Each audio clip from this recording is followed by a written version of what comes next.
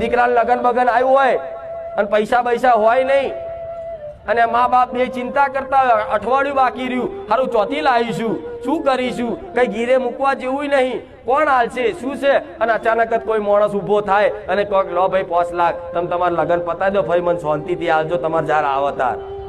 તો એ તમે એવું નહીં માનવાનું કોઈ વ્યક્તિ હાલે ના, તમારી કુળદેવી હલાયા એને એના દીકરાઓની એની વસ્તીની એની ચિંતા છે કે મારા દીકરાઓને મારા પૈણાવાના છે. આ શું ખોટું? આ ખાલી કુળદેવીનો જ ભાવ રાખો. પાછળ મેરડી નહીં હોય ને તમારી પેઢી તો ચાલશે, ઝોપડી નહીં હોય ચાલશે, સિકોતર નહીં હોય ચાલશે, પણ કુળદેવી તો દરેક ના ઘેર છે ને.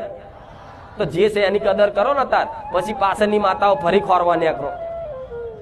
અત્યારે ઘેર છે એની કદર નહીં કરવી. કારણ કે ભુવાજી જો ને મેરડી છે આપણા, મહાણવટી સિકોતર છે આપણા, એટલે તું પેલા ઘેર ચામુંડા ને તો હરખું રાખ.